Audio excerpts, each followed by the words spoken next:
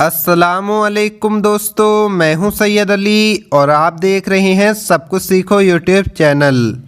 दोस्तों, आज की इस वीडियो में हम आपको बताने वाले हैं हज़रत अली ने फरमाया सिर्फ 7 मरतबा ये पढ़कर सो जाओ और फिर ख्वाब में दिख जाएगा कि क्या सही है और क्या गलत। साथ ही साथ दोस्तों हम आपको बताने वाले हैं कि हुजूर पाक सल्लल्लाहु ताला अलैहि वसल्लम ने इरशाद फरमाया 3 लोग ऐसे हैं जिनकी दुआ और बद्दुआ दोनों कबूल हो जाती है।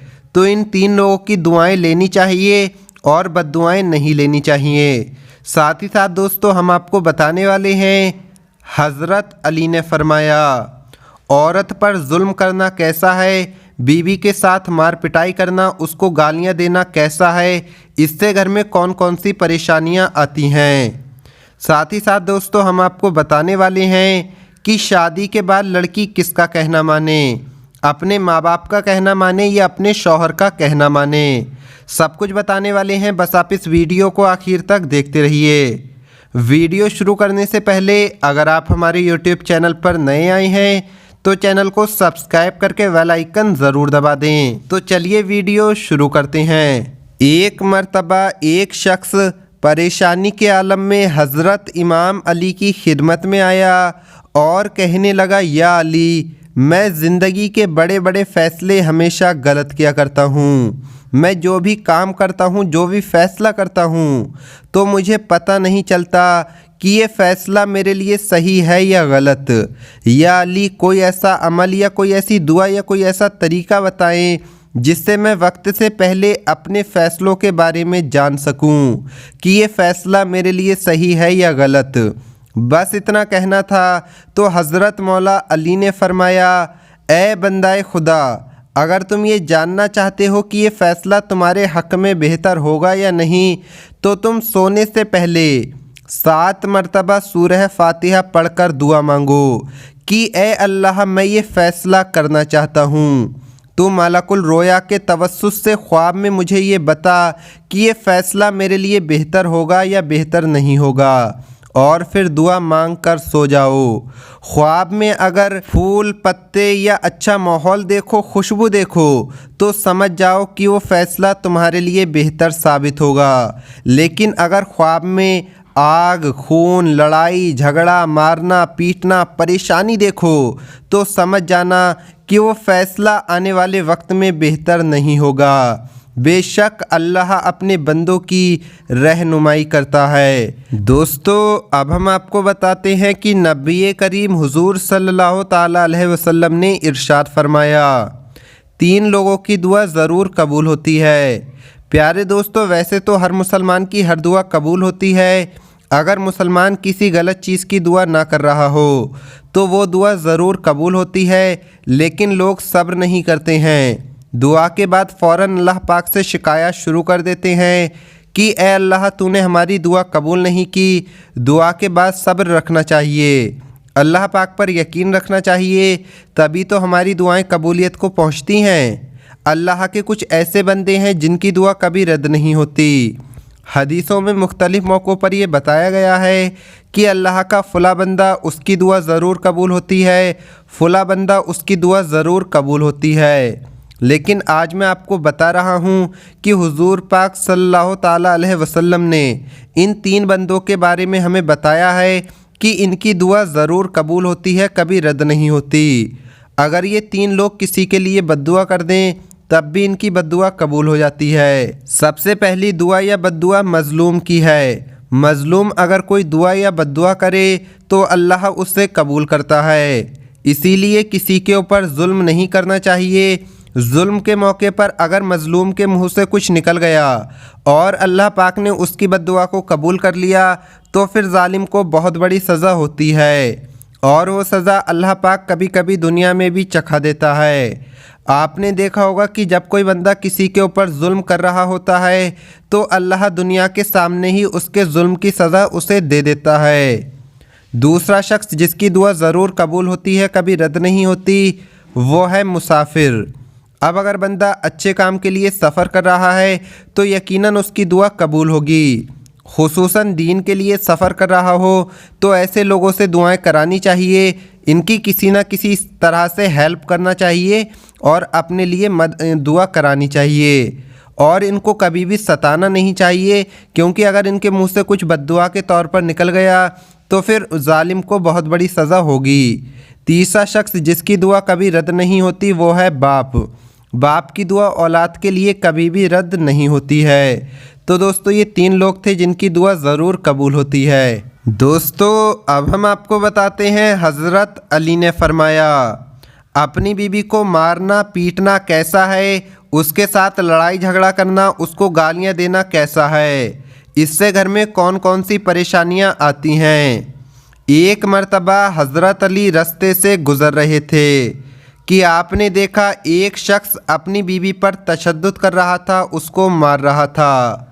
हज़रत अली करीब गए और फरमाने लगे, ऐ शख्स अल्लाह से डरो, तुम्हारी मुफलिसी परेशानी और रिस्क में तंगी का सबसे बड़ा सबब ये है कि तुम्हारी बीवी तुम्हारे ही जुल्म के सबब तुम्हारे ही घर में रोती है।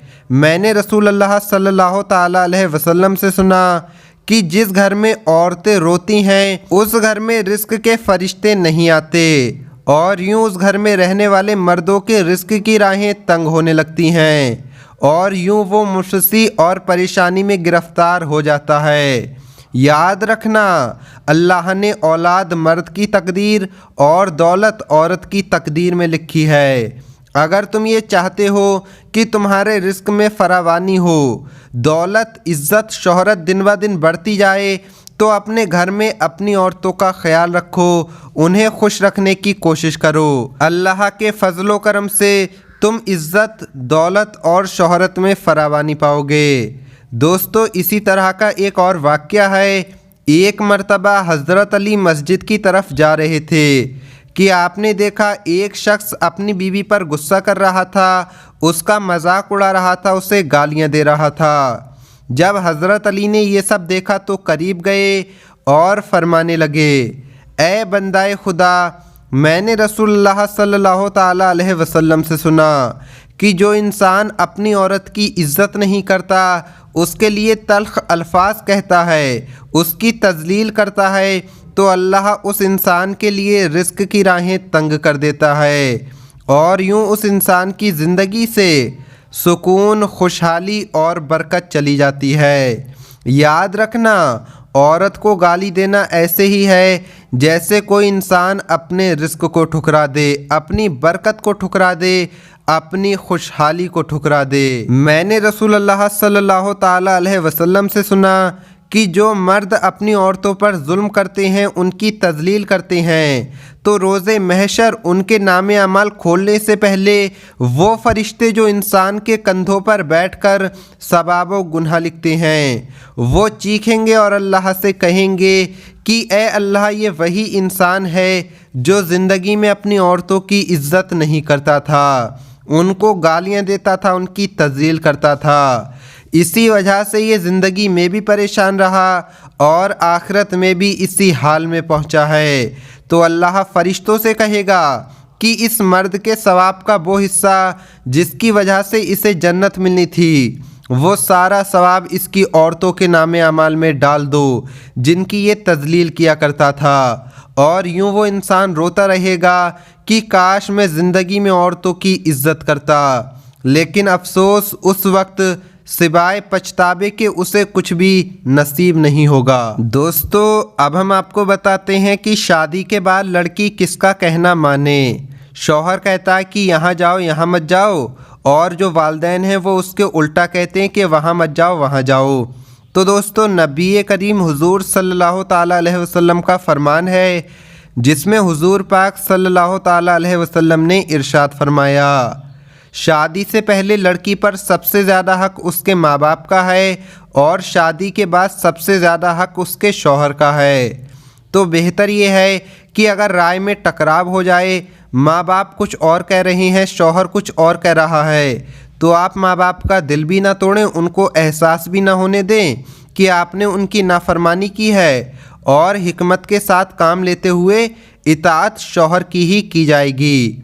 ये अक्सर देखा जाता है कि औरतें ये गलती करती रहती हैं कि माँ बाप का ऐसा कहना मानती हैं जिससे शौहर नाराज़ हो जाता है और अपनी अज़बाजी ज़िंदगी को तबाह कर लेती हैं।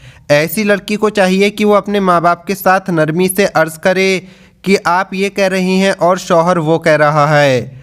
अगर मैं आपकी बात मानती हूँ तो घर ख़राब होता है, तो बताइए क्या मैं अपना घर ख़राब कर लूँ? तो मुझे उम्मीद है कि कोई भी माँ बाप अपनी बेटी का ऐसा हरगिज़ नहीं चाहेगा।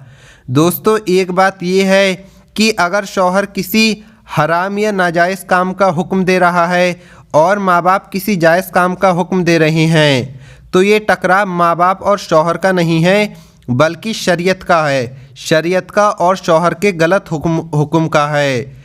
तो शौहर का कहना ना मानते हुए माँ बाप का कहना मानना चाहिए, जो असल में माँ बाप का कहना नहीं होता है बल्कि शरीयत का कहना होता है। हुजूर पाक सल्लल्लाहु ताला अलैहि वसल्लम ने इरशाद फरमाया, जिसका महफूम ये है कि नाफरमानी में और गुनाह में अल्लाह पाक के हुक्म के मुकाबले किसी मखलूक की इताअत जायज़ नहीं।